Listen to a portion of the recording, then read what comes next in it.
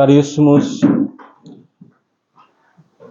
Deus muitas vezes nos envia as enfermidades para aprendermos dela. A doença do filho, como vimos no Santo Evangelho, é causa também da convalescência espiritual do pai.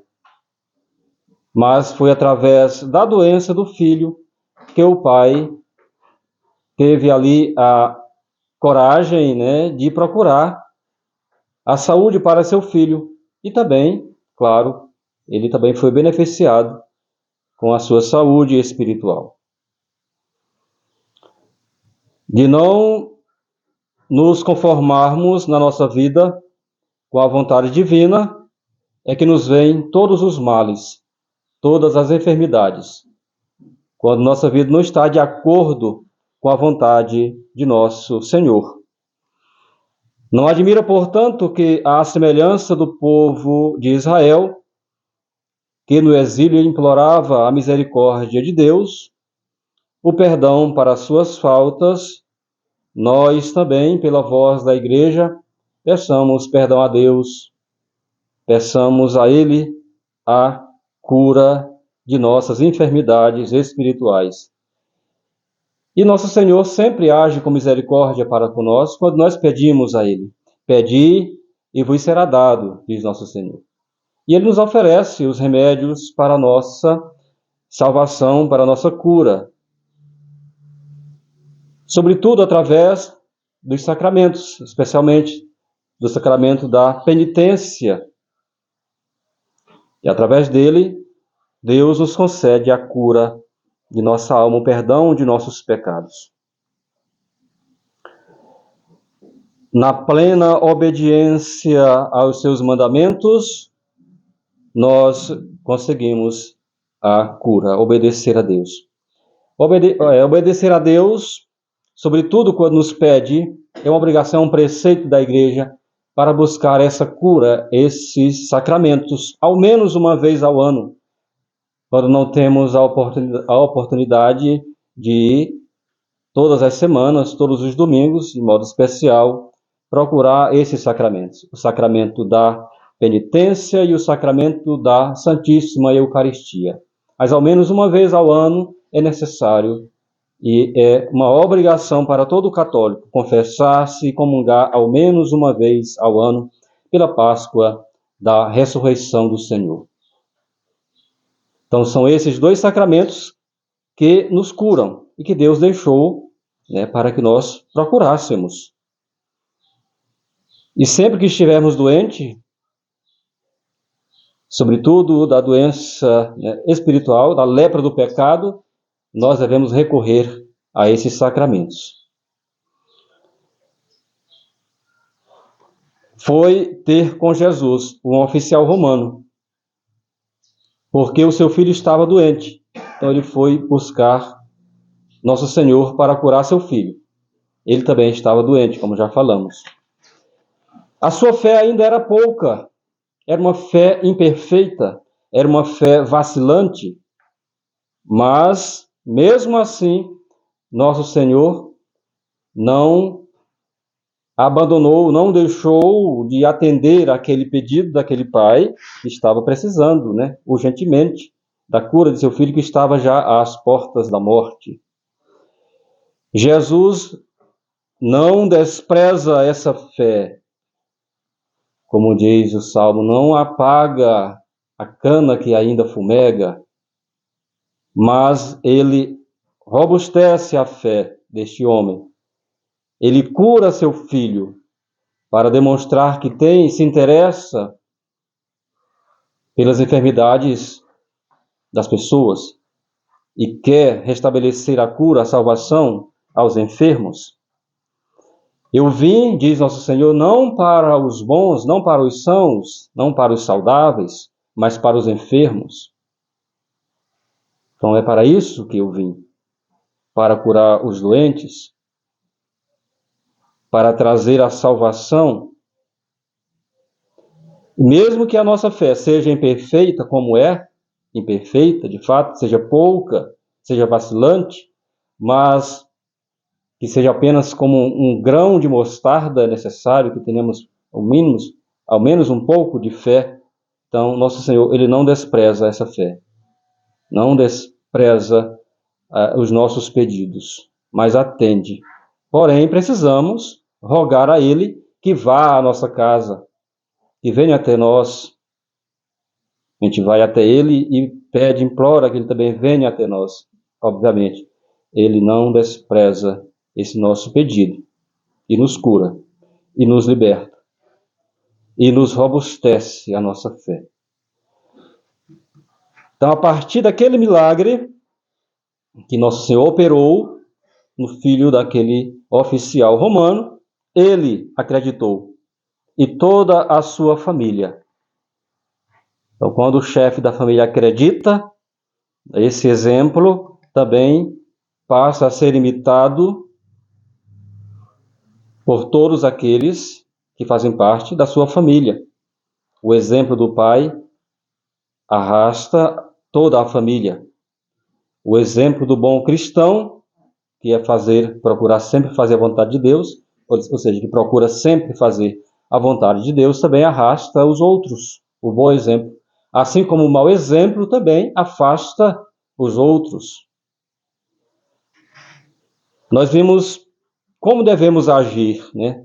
Na sua carta aos Efésios, São Paulo fala, na sua carta, na epístola que nós vimos, vai nos dizer que nós procuremos viver de acordo com a vontade do Senhor. Tende cuidado, meus irmãos, diz São Paulo, em vos conduzirdes com prudência, com sabedoria, com retidão, com sensatez. Ou seja, seguindo a vontade do Senhor. E nos dá umas dicas. Não vos embriagueis, fugir da luxúria,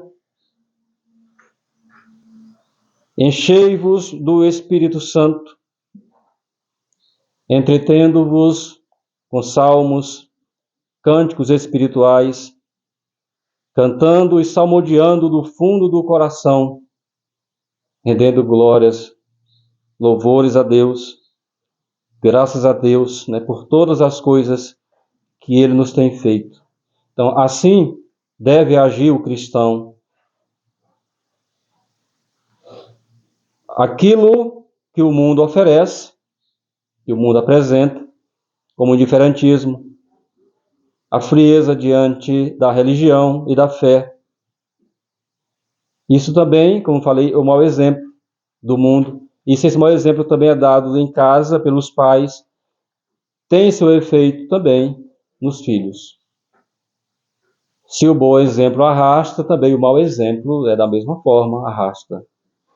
Então, se as famílias hoje estão destruídas, como nós bem sabemos, é pelo mau exemplo dos pais. Pelo mau exemplo dos pais. Infelizmente, a religião católica, que era o freio para todas as mazelas do mundo, era como um freio, era como uma barreira para impedir que essas mazelas, esses males, esses vícios se alastrassem na sociedade. Então, infelizmente, depois da década de 60, começando já em década de 60, então isso foi removido, essa barreira foi removida. Então, a igreja não se tornou mais uma fonte de confiança, né, ou de um caminho a ser seguido. Pelo menos a igreja que se modernizou, né, chamada igreja modernista, a igreja do pós-concílio Vaticano II, né?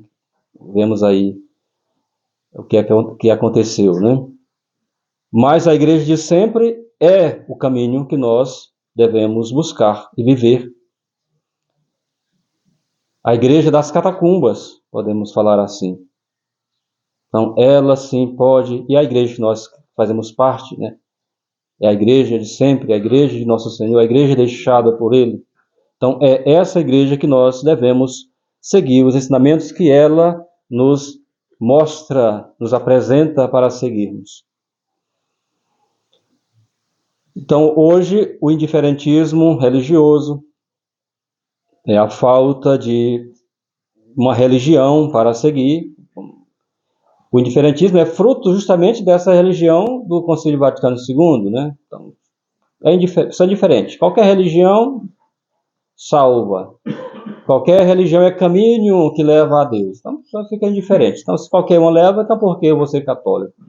Por que eu vou seguir as regras, as normas, as disciplinas, as leis, né, que a Igreja Católica pede para fazer? Se qualquer lugar que eu vou, qualquer religião, qualquer seita, qualquer coisa me leva a Deus, então eu não vou fazer isso. Porque é difícil, né, ser católico. O bom exemplo de um católico é necessário você fugir de tudo aquilo que o mundo oferece como sendo bom. Temos que agir com sensatez, fugir da embriaguez, da luxúria. Então isso é que o mundo oferece. Então ser católico é fugir de tudo isso. E isso não é fácil para ninguém. Então se todo lugar leva a Deus, então melhor e viver a sua vida desregrada e mesmo assim você vai para o céu, como prega essa igreja falsa do Concílio Vaticano II. Nós sabemos que isso não é verdade. Então, para a nossa salvação é necessário que nós nos esforcemos, que nós façamos a vontade do Senhor, para recebermos aquilo que merecemos por nossas boas obras. Por nossas boas obras. Se nós plantamos coisas boas, vamos colher coisas boas. Se plantamos coisas ruins, vamos colher as coisas ruins. Então, se nós andamos com Deus, nós fizermos a sua vontade, salvaremos a nossa alma. Se nós fizermos a vontade do mundo e andarmos com o mundo, nós nos condenaremos. Então, isso é o que a igreja ensina. Portanto, procuremos caminhar com Deus, para merecer por nossas obras boas, né, por nossa vida católica e cristã, merecermos a nossa cura, a nossa salvação, é o que nós buscamos, é o que nós desejamos e devemos, né, almejar sempre, a salvação de nossa alma. E para os pais, a salvação da sua alma e também a salvação de seus filhos. Tá? É uma grande responsabilidade para os pais.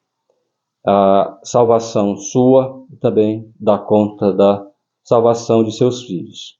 E isso tem que começar desde pequeno, né? Infelizmente, muitas pessoas, quando descobrem que estão numa igreja errada, que ensina tudo errado, que não... Então, já é tarde, os filhos já cresceram, aí pronto, não tem mais como a pessoa educá-los. Eles já têm autonomia e então não vão seguir os pais, com certeza. Então, a culpa é menor dos pais nesses casos, né? Agora, quando a pessoa desde pequeno, o pai desde sempre já sabe da sua obrigação como pai, então aí sim, se os filhos se perdem depois disso, aí a responsabilidade é bem maior, a cobrança será maior, né? Creio que Deus tem misericórdia daqueles que, por ignorância, por falta de conhecimento, não educaram seus filhos como devia, e assim os filhos se perderam, ou estão em vias da perdição. Então Deus terá misericórdia sim. Mas aqueles que sabendo, podendo começar desde o início ali, então a criança desde pequena, desde o berço, tem que ser educada na fé. E já é difícil, né? Para que ela cresça nessa consciência da religião e da sua salvação também, das suas obrigações como católico. Imagina, depois de grande, você não consegue, né? Passou da idade da razão, fica bem mais difícil para os pais educarem os filhos na fé católica. Sobretudo, quando o mundo tem mais influência na formação dos filhos do que os próprios pais. A televisão tem mais poder de persuasão, a internet, do que os pais das crianças. A escola, por aí, essa escola mundana, então ensina, tem mais poder de persuasão do que os pais também. Infelizmente, né, no mundo jaz o maligno. Mas nós não somos do mundo, nós somos de Deus. Então, façamos como este homem, como este centurião, esse oficial romano. Recorramos sempre a nosso Senhor. Procuremos sempre que Ele esteja em nossa casa, em nosso coração. E abramos o coração, abramos a nossa casa para que Ele possa entrar. Somente Ele é que pode nos trazer a cura, a salvação e a vida eterna. Louvado seja nosso Senhor Jesus Cristo, para sempre seja louvado.